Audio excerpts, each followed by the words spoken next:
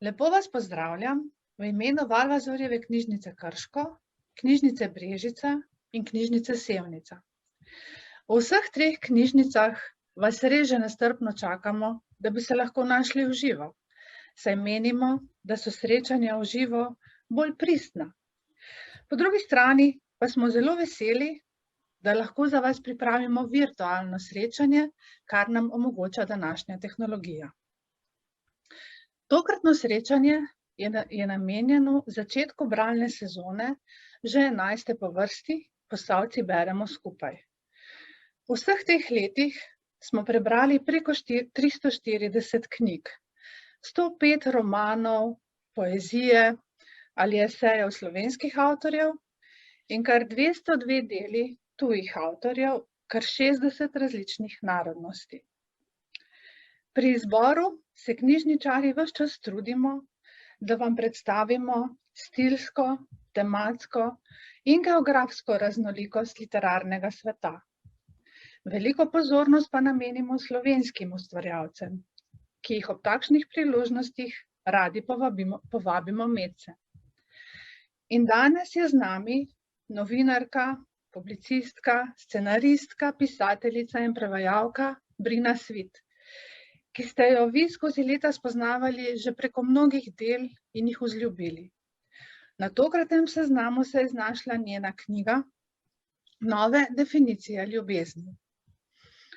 O njenem delu, ustvarjanju in o pripovedi, ki bo kmalu izšla pri založbi Goga, se bo z njo pogovarjal pesnik in urednik založbe Goga, Andrej Hočevar. Prav lepo pozdravljam vse vas pred ekrani, našima gostoma pa predajam pozornost.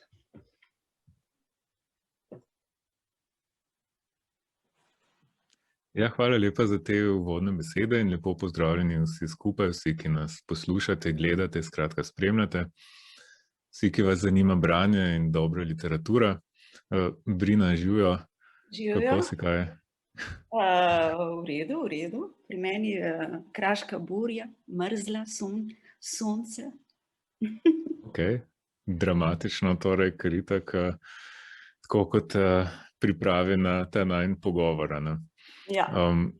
Ful sem vesel, da nam je vseeno uspelo, ker jaz sem od nekdaj fan dela Brine Svit, avtorice, mislim, da 7 romanov, če sem prav preštel, ne? Ne vem. Tudi ti ne šteješ?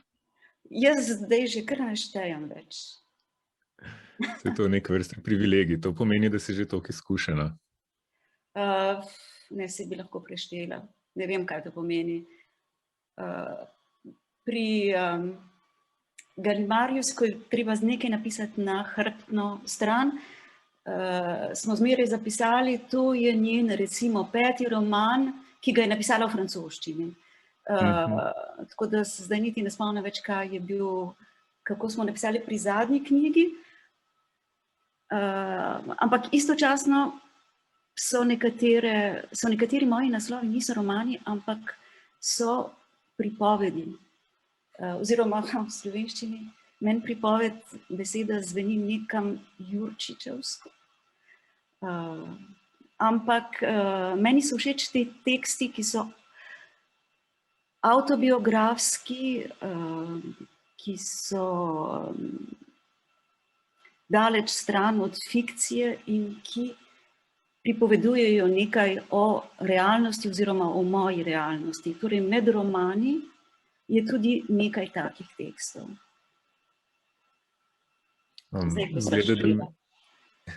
Zgleda, da mi hočeš še predno bom postavil prvo vprašanje v resnici odgovoriti že na vsa naslednja. Ne, ampak daj ver.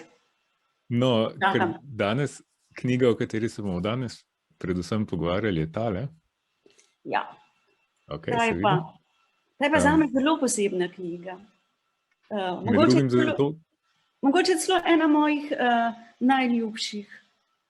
Zato, ker sem se prvič lotila novele kot žanra. Jaz tukaj raje uporabljam romansko besedo novela, ker mi je bližje kot anglosaksonsko kratka zgodba.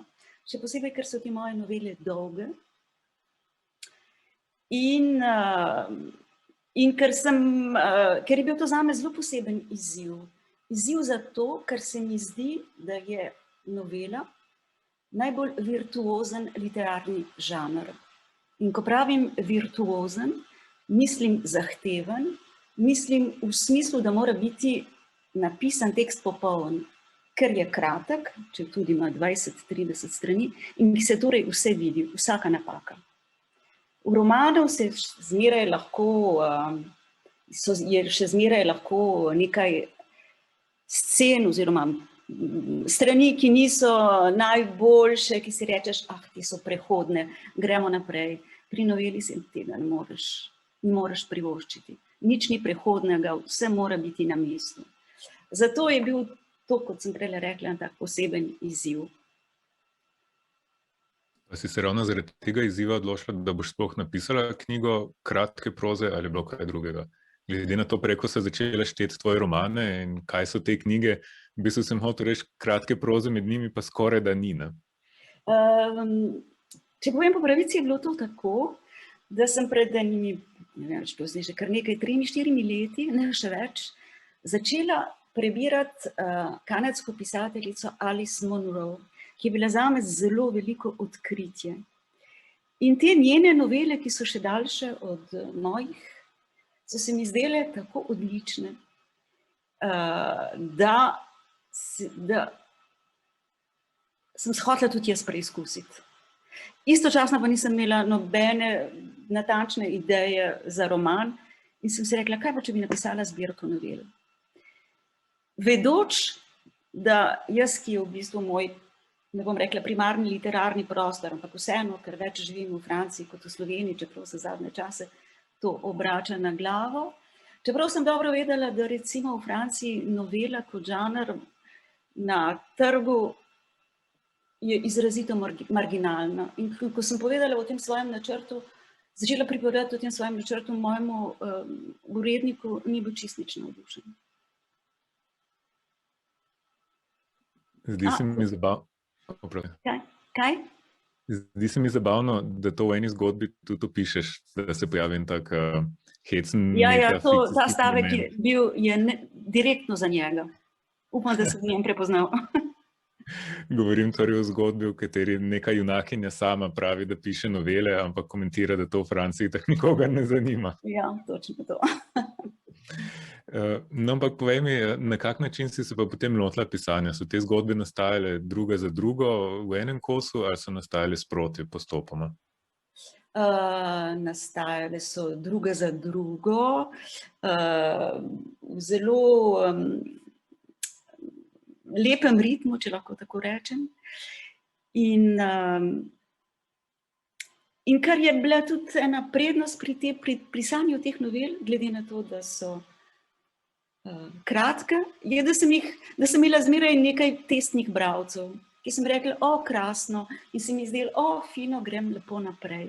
Medtem ko pri romanu meni se velikokrat zgodi, da pademo v kakšne hude dvome po enih 50 straneh. Pri tej zbirki nisem imela nobenega dvoma, ker sem vsakeč so mi rekli, kar lepo naprej. To je bila tudi recimo ena takih prednosti. Potem so mi bili pa všeč vsi ti junaki, vsi ti dogodki, skratka, niti ne vem, kaj naj povem, ampak taka zelo lepa posebna izkušnja. No, ena izmed bistvenih razlik med pisanjem kratke proze in romana je verjetno tudi to, da z vsako novo zgodbo, novelo, karkoli, skratka z vsako novo kratko prozo, v bistvu začeneš od začetka. Pri romanu se verjetno v začetku odločiš, bolj ali manj vsaj, o čem bo stvar govorila, medtem ko pri knjigi kratke proze imaš pa vsakič znova možnost, da se popraviš, izboljšaš, da vzameš drugo temo, tisto, ki mogoče ni prišla skozi roman, ne vem. Kako si se lotevala teh tem junakov? Točno to. In istočasno je tudi en tak poseben izziv, da je bilo treba vsakič ustvariti eno novo vesolje, bi lahko rekla. Torej, vesolje v žlici vode. Pri noveli je treba iti hitro postaviti notri glavne junake, stranske junake, dogajanje in res, kot sem že rekla, se zdaj ponavlja, ustvariti to ozračje v žlici vode. In to so zame taki fini izzivi. Kje pa dobiš ideje za vse like, ki se pojavljajo v tvojih zgodbah? Namreč konkretno, koliko prihajajo te zgodbe od zunaj? Si opazovalka, vidiš te zgodbe? Jaz sem velika opazovalka. Mislim, veliko opazovalka in na nek način tudi kradljivka. Tako da si vse zapomnim. Za te stvari, ki se dogajajo ljudem okrog mene, ki jih vidim, ki jih opazim, imam neverjeten spomin. In vse to se nekako odlaga v meni in potem, ko to potrebujem, pride na dan. Kot da bi imela en tak svoj notranji rudnik soli, ki se je vmes kristalizirala in potem odkrivam v bistvu bisere. Je pa res, da mi kdaj kakšen moj bližnji ali daljni prijatelj kaj pove, tako da ali pa se velikokrat niti ne vem, od kje to prihaja. Na vsak način je nekaj junakov, ki so, lahko bi rekla, realni, ki sem se nekako sposodila jaz en dogodek pri njih, recimo pri Poletju s Sonjo, je eden izmed mojih prijateljev, ki je bil tudi eden izmed založnikov pri Galimarju, mi je enkrat tako čisto nedolžno rekel, edina ženska, ki se mi trenutno nasmehne, je blagajničarka v mojem supermarketu. In se mi je zdel to tak zanimiv stavek za začetek novele, da sem mu ga dobesedno ukradla. In potem seveda vzela nekaj par elementov iz njegove biografije, ampak potem napletla to zgodbo po svoje.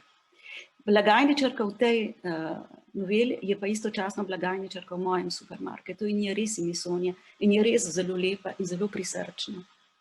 Tako se te stvari dogajajo.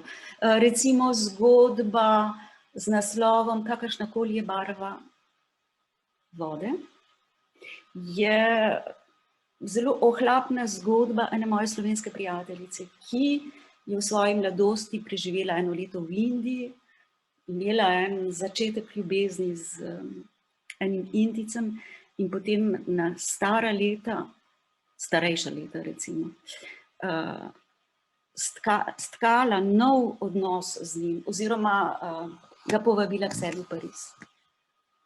In tako naprej. No. To se mi zdi spet nasplošno za tvoje pisanje to fascinantno. Na kak način se vsaj zdi, da resničnost pronica v tvoje knjige. Ne? Če pogledam, recimo, če se spomnim, recimo, Moreno je mogoče najbolj očiten primer neke take autofikcije. Ne, tukaj te moram pa popraviti. Tukaj ne gre za autofikcijo. Kot sem prej rekla, sem napisala nekaj tekstov, ki so v bistvu izrazito avtobiografski, ker pripovedujem, kaj se je zgodilo meni v pisateljski rezidenci v Toskani in to pripovedujem izrazito frontalno, brez olepšavanj, brez čim bolj iskreno, čeprav jaz mislim, da iskreno seveda ni estetska kategorija, ampak se poskušam postaviti nekako na ta val iskrenosti. In tudi ta zadnji tekst, ki bo, upam, kmalu izšel, je napisan na istem valu. Skratka, stvari so napisane tako, kot so se dogajale, z vsem spoštovanjem tudi do oseb, ki sodelujejo v tej zgodbi, kar je ponavadi lahko tudi, kar je lahko velikokrat zelo delikatno, ker ne gre za fiktivne osebe, ampak resnične osebe. Medtem ko pri teh novelah, kot sem prej omenila, ti ljudje, ki jih poznam in ki nastopajo v njih, so v bistvu istočasno fiktivni. Tukaj imam jaz vso svobodo, da lahko naredim iz njih, kar hočem.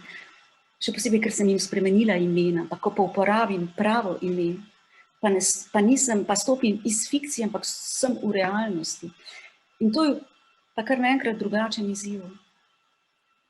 Mogoče to sicer iz mene govori neka literarno-kritiška izkušnja, ampak glede na to, koliko dolgo smo se borili, da smo se navadili ločiti avtorja pa subjekt, me zdaj to malo tako spet spravlja v neko zadrego, se pravi, vendarle torej je vse res in smo spet narobe brali. Hočem reči, res, tisti dogodki, ki jih opisujem in tista stanja duha, ki jih opazujem, so v bistvu resnični. In tukaj postavim en pakt svojim bralcem in rečem, zgodilo se je to in to in to in na tak in tak način. In potem ta pakt skušam spoštovati. In se ti ne zdi, da... In zato sem se prej uprla tvoji besedi autofikcija, ker recimo v Franciji je to nek zelo pogost pojav, da je ogromno te autofikcijske literature, kjer pa beseda fikcija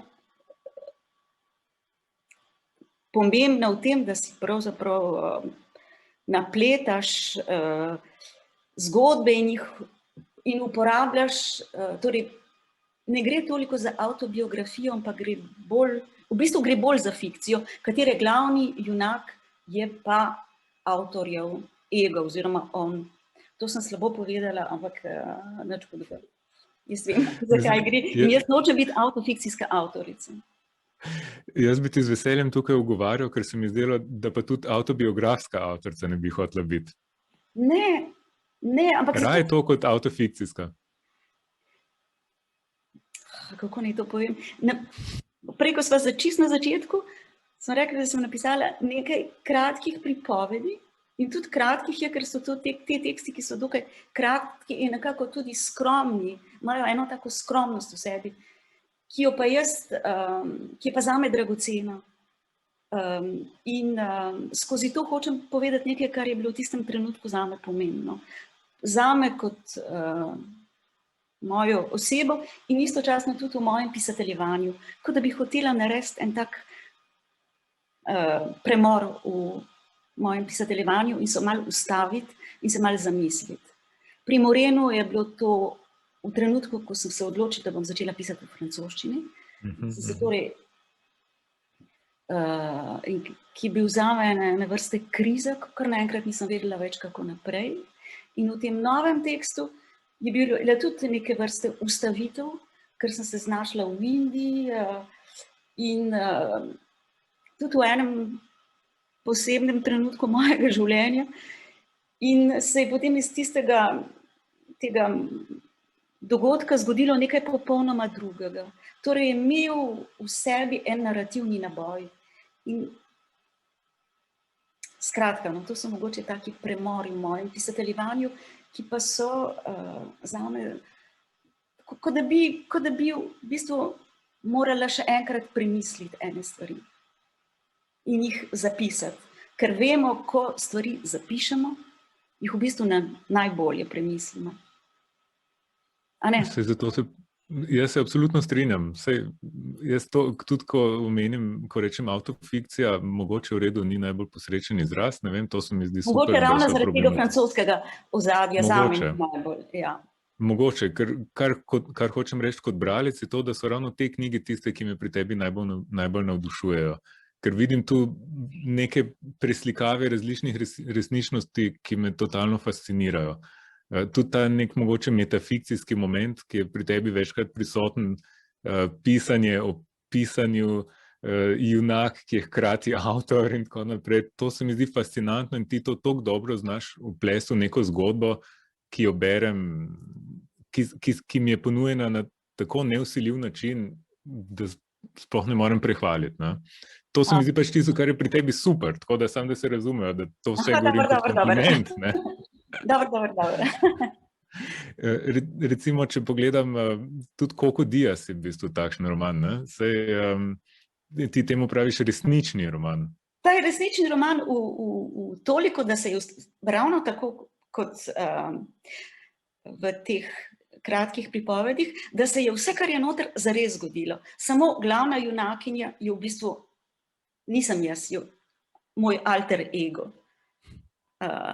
bile sva pa obe v istem postopku učenja tanga. In jaz sem si izbrala v bistvu tako junakinjo, ki v začetku niti ne ve dobro, kaj je tango, ne zna, težko se uči, ne zna plesati, tako da je bralec skozi njo lahko razumel, kaj to je.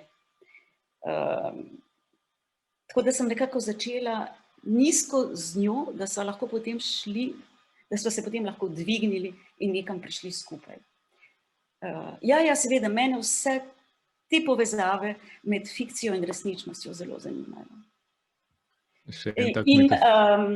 In pri teh novelah, če se še malo vrneva k njim, v teh novelah je istočasno zelo veliko resničnosti. Že vsi ti kraji, kjer se dogajajo, ulice, vse to je neizmišljeno, seveda.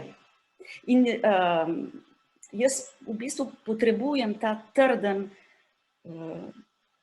okvir, v katerem potem po svoje speljem zgodbo.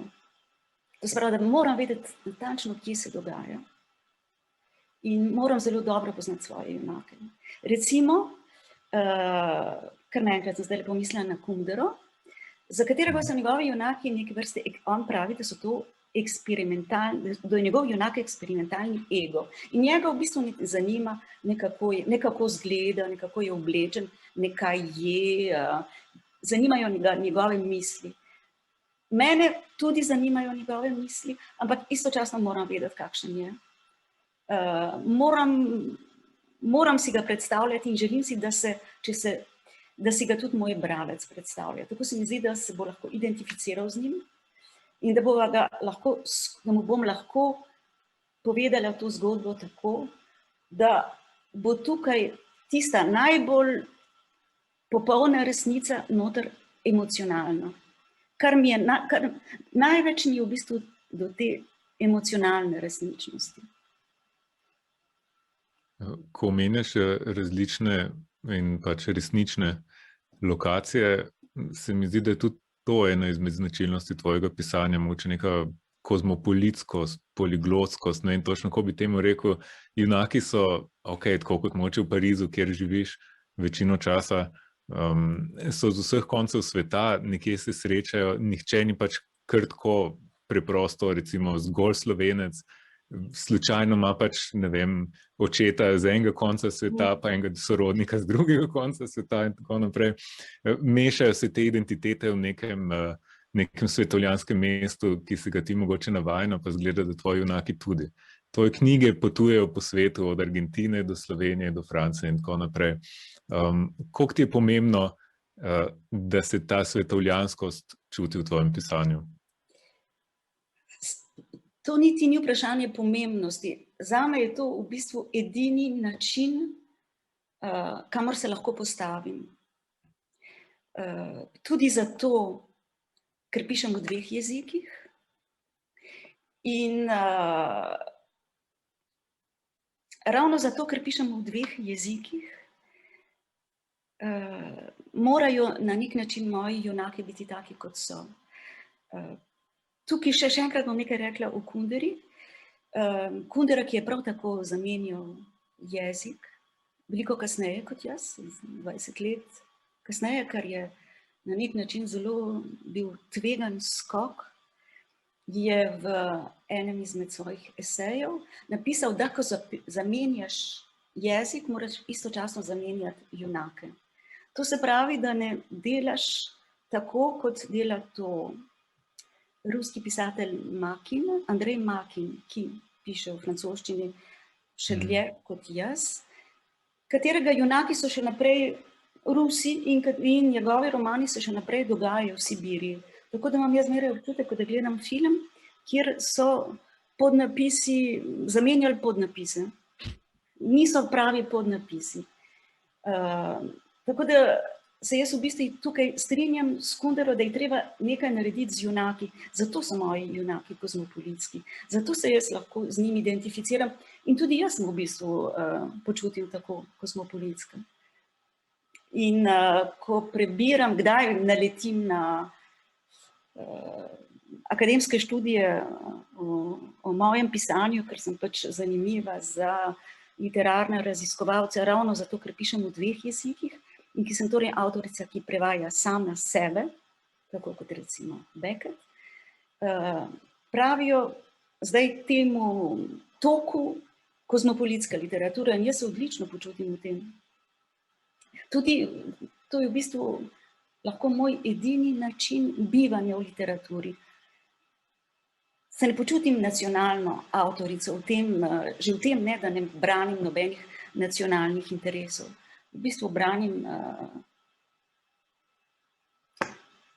to se sliši patetično, ampak literaturo.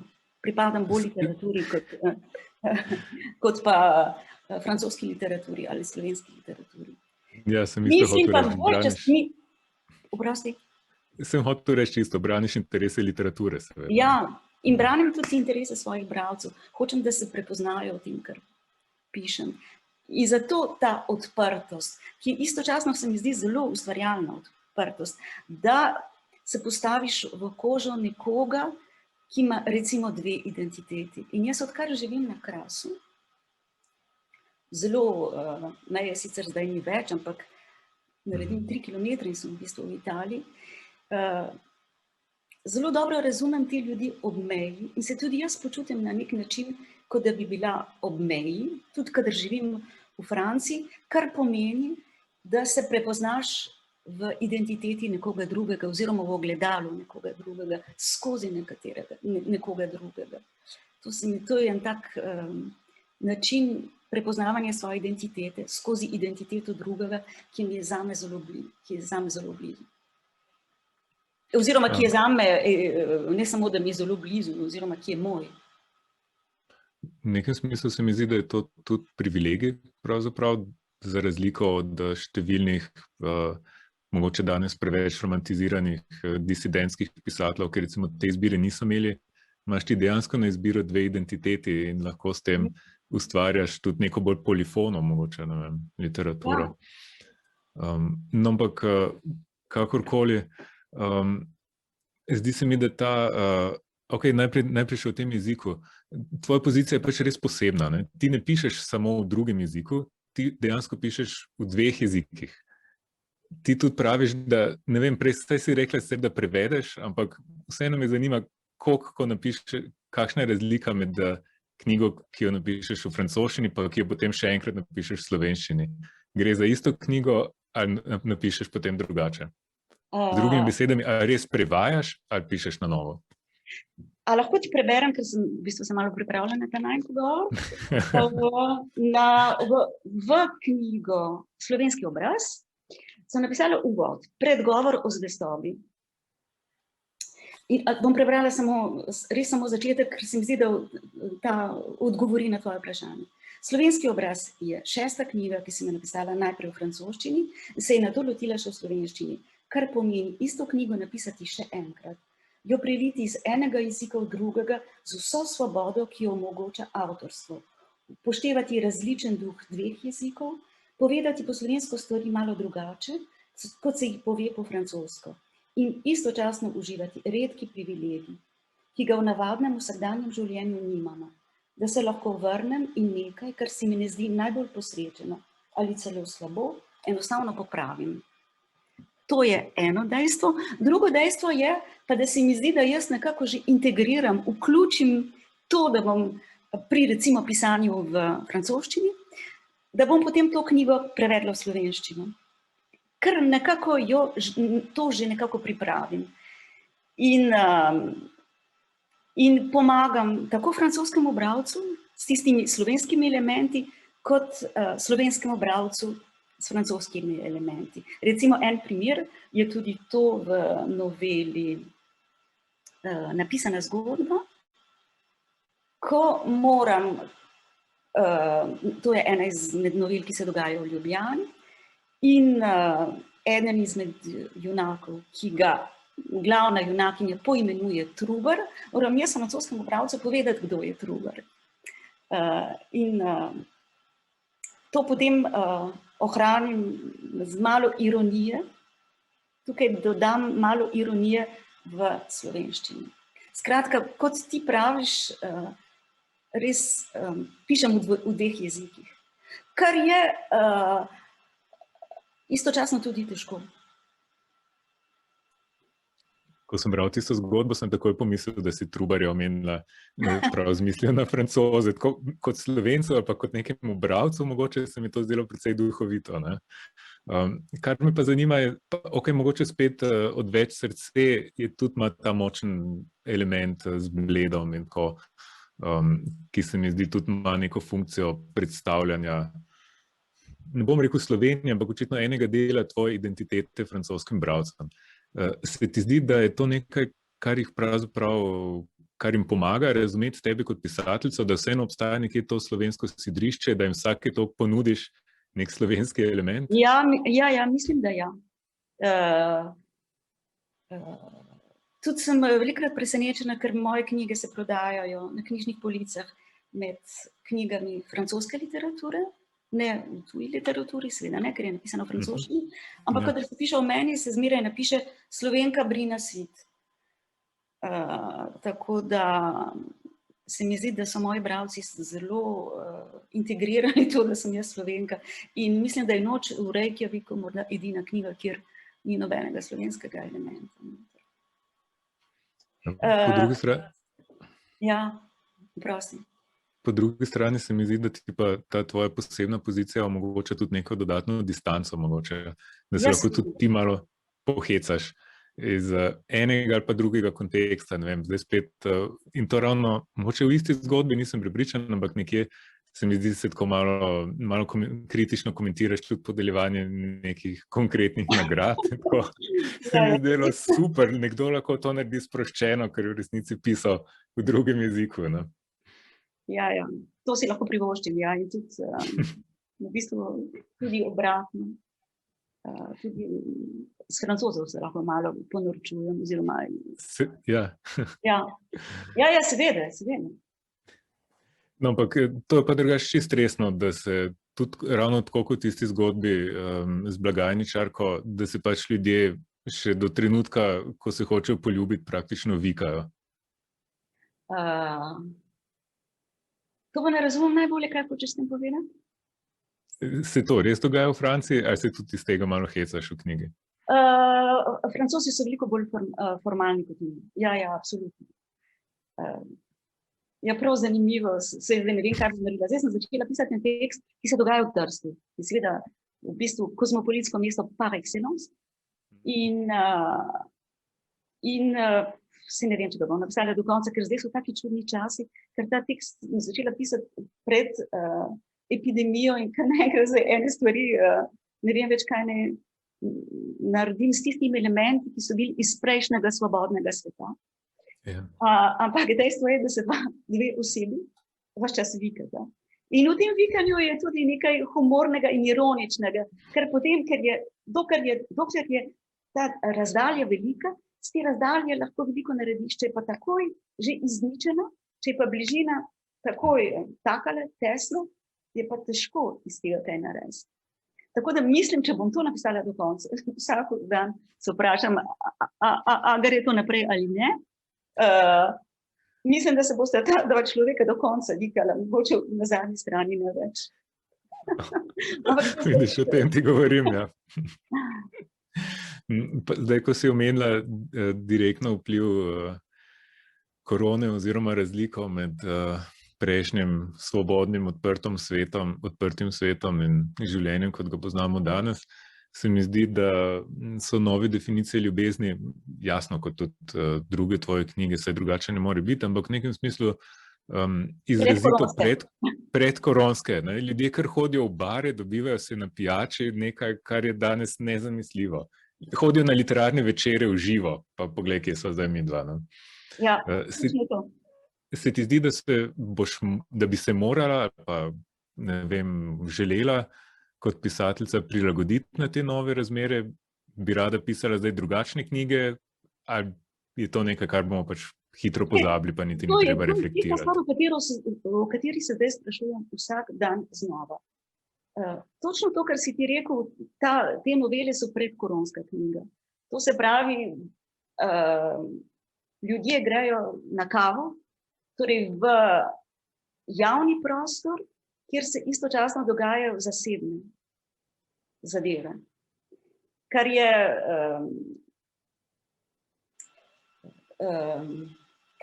kar meni so te situacije zmeraj zelo blizu, ravno to zasebno in javno.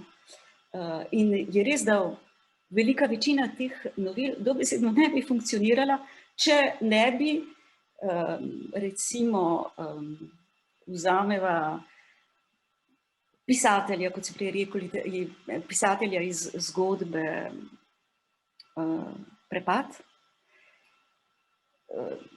ki se vsako jutro, v začetku njunega skupnega bivanja, sta šla vsako jutro na skupni zajtrk v kavarno pod Sabo.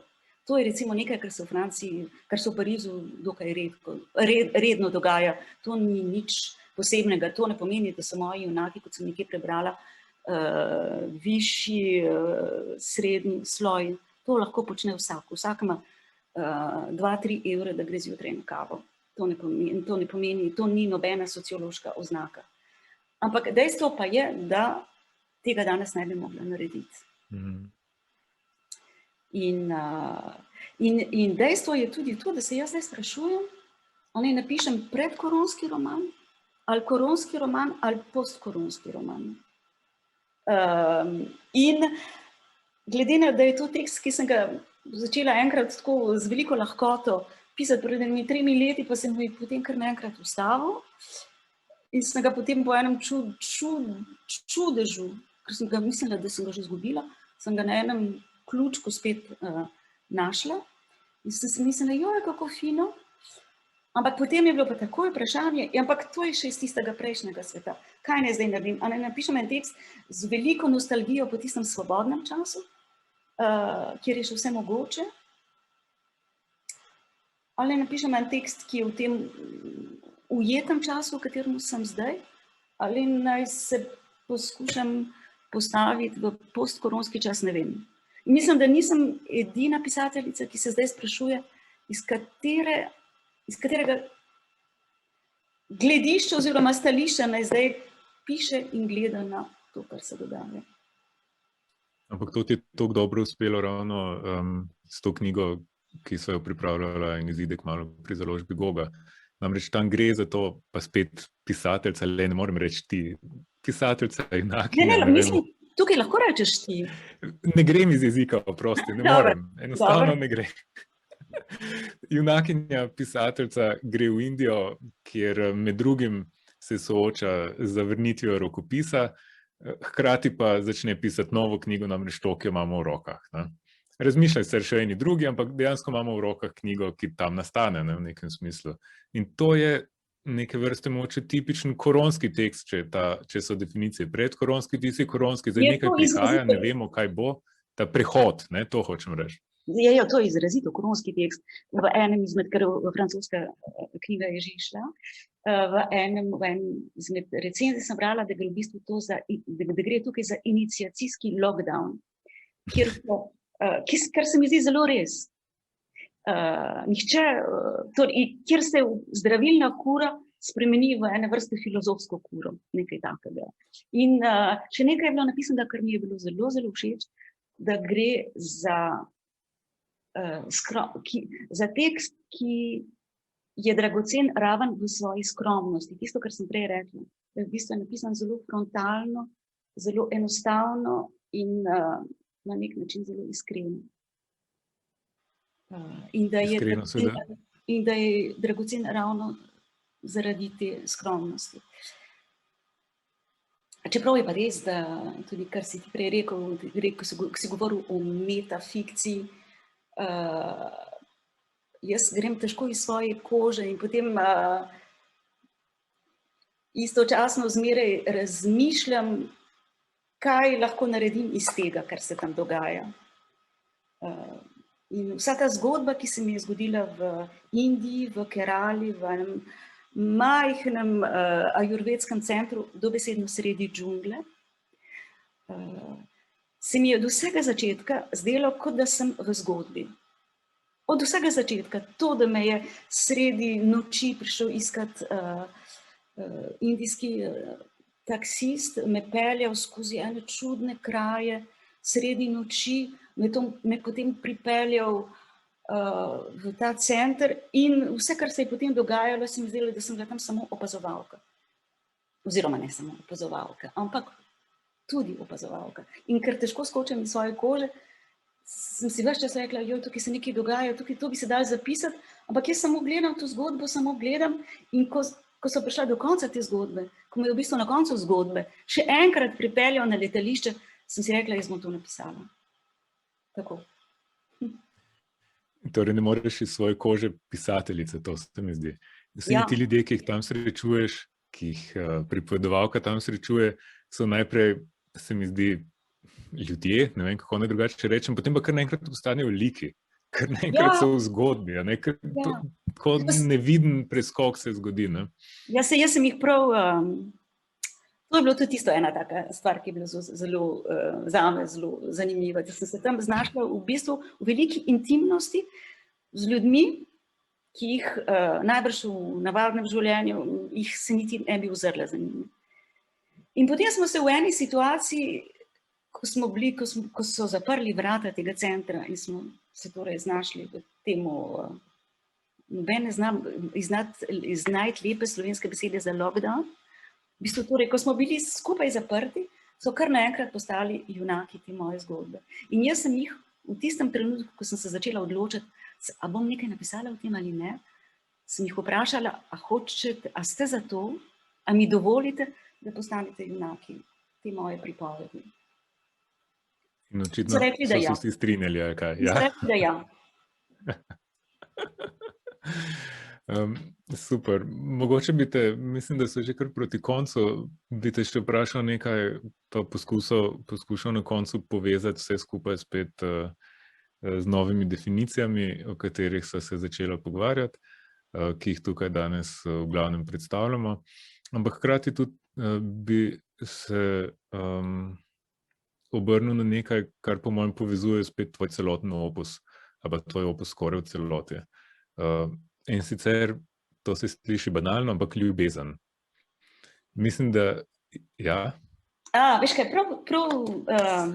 nekaj bi ti rada prebrala v zvezi z ljubeznijo, ker ko sem se malo pripravljala na ta najin pogovor, sem si mislila, da me boš vprašal nove definicije ljubezni, kaj to zate pomeni. Jaz bi bralcem odgovoril, bralcem, saj vsaka tvoja knjiga podaja nek odgovor na to vprašanje, ne samo ta zadnja, ne? Ali pa skoraj vsaka, ne? Ampak tukaj sem dala še to besedo v naslov. In te dni sem pravzaprav slučajno naletela na nek vers angleške romantične pesnice Elizabeth Barrett Browning, upam, da sem lepo govorila. In bi jo rada prebrala, ker se mi zdi, da je zelo povedljiva, oziroma za to, o čemer govori ta moja knjiga. In ona pravi: ljubim te ne samo zato, kar si, ampak tudi zato, kar sem jaz, ko sem s tabo. Ljubim te ne samo zato, kar si naredil iz sebe, ampak kar delaš iz mene. Ljubim te za tisti del mene, ki si ga prinesel na dan. Mislim, da so te moje novele na nek način govorijo tudi o taki vrsti ljubezni, ki govori o tem, kaj to srečanje z nekom, kakšno odprtje je to, da se ti odpre svet in da se ti odpre tudi del tebe, ki ga nisi poznal. To je tisto, kar me je zanimalo pri teh novelah. In se mi zdi, da jaz sem seveda to prevedla kot prozno, ampak to so zelo lepi verzi. Ja, absolutno se strinjam. Zato se mi zdi to lepo, da si nekje napisala, da je ljubezen pravzaprav dialog. To se mi zdi super. Brina, hvala lepa. Mislim, da si odgovorila praktično na vsa moja vprašanja. Lahko bi si še kaj izmišljeval, ampak mislim, da te potrebe ni več, ker so lepo prišla do konca, naredila nek lok. različne teme so odprla. Mislim, da so se pogovorila vse, kar bi se danes morala. Zato se ti zahvaljujem za čas, za pozornost, za pripravljenost, predvsem za odkritost, ne nazadnje, in za vse knjige, vključno s to, ki kmalu izide pri založbi Goga. Hvala lepa tebi in vsem, ki ste nas spremljali. Hvala tudi tebi, Andrej, in vsem, ki naju bojo poslušali in gledali. Hvala obema za res pristen pogovor in seveda hvala vam, poslušalci, gledalci in bralci, s povabilom, da sežete po knjigi Brine svit in po vseh ostalih zbranega seznama. Naj bo ta dan in vsi naslednji sončen, optimističen in poln ljubezni in naj bo tak, kot Brina svit zapiše v svoji prvi zgodbi predstavljene knjige. Obdelovati svoj vrt, skrbeti zanj, skrbeti zase, rasti, se učiti, opazovati, biti pozoren, potrpežljiv, staviti na čas.